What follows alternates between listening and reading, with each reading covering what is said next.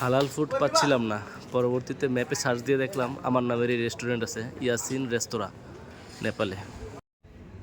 ইয়াসিন রেস্তোরাঁ আমার নামের রেস্তোরাঁ, তো এই জন্য খাবারের মানও ভালো, খাবারের দামও কম, আর এর হচ্ছে মহিষের গোস্ত, জীবনের প্রথম খাচ্ছি। দ্বিতীয়বারের মতো আজকে আবারও চলে আসলাম ইয়াসিন রেস্তোরাঁতে হালাল ফুড খেতে।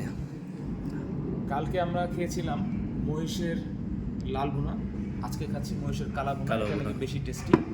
আর এইটা সবচেয়ে স্পেশাল, নেপালের পাহাড়ি মুরগি, নেপালের পাহাড়ি বন্য মুরগি। আর কি। এটা যদি ইয়াসিন ভাই না খায়েন বেশি খুশি হবো। আমার বেশি শখ। আচ্ছা ঠিক আছে। আগে নিয়ে নিলাম। নেপালে ভাই যতটা হোটেলে খাইছেন সবচেয়ে বেস্ট খাবার মনে হয়েছে না এটা? হ্যাঁ, এটা সেরা সেরা। এমনি হালাল ফুডও তো খাইলাম আমরা অন্যান্য জায়গায় না। ইয়া কালারটাও দেখতে সুন্দর লাগতেছে।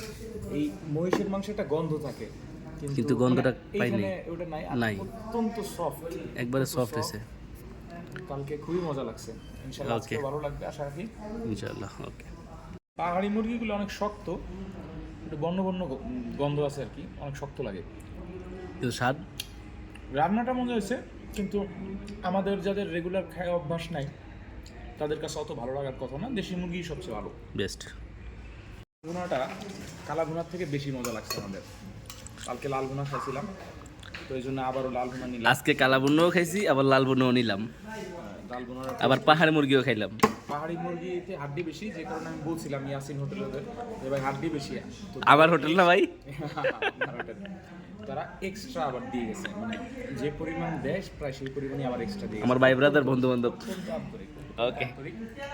বাংলাদেশ থেকে কেউ যদি আসেন অবশ্যই। তাহলে অবশ্যই ইয়াসিন রেস্তোরাঁতেই খায়েন, কারণ নেপালি খাবার খুব বেশি ভালো লাগে না আমাদের।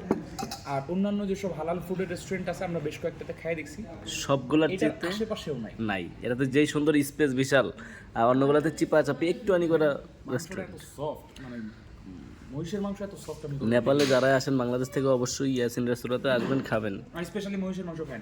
অবশ্যই।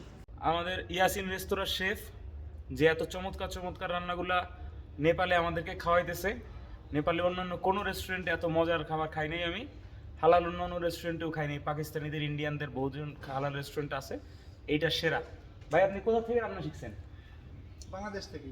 বাংলাদেশ থেকে? অনেকদিন নাকি দুবাই ছিল। হ্যাঁ, দুবাই চার দুবাই। ওখানে কি রান্না বান্নার কাজই করতেন?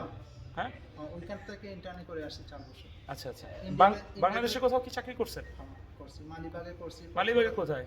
মালিবাগে একটা চিলি রেস্টুরেন্ট ছিল, ওইখানে করছি। আচ্ছা আচ্ছা। তারপরে আমার বাসা মালিবাগ। হ্যাঁ, তারপরে আপনার ময়মনসিংহে করছি, ব্রাহ্মণবাড়ি করছি, কুমিল্লা করছি, কক্সবাজার করছি, চিটাগং এবং কক্সবাজার, সেন্ট মার্টিন। ভাই নাম কি আপনার? ওয়াসিম আহমেদ। ওয়াসিম। আপনার জন্য শুভকামনা, আল্লাহ রহমত করুন। Thank you ঠিক so আছে, much. আল্লাহ হাফেজ।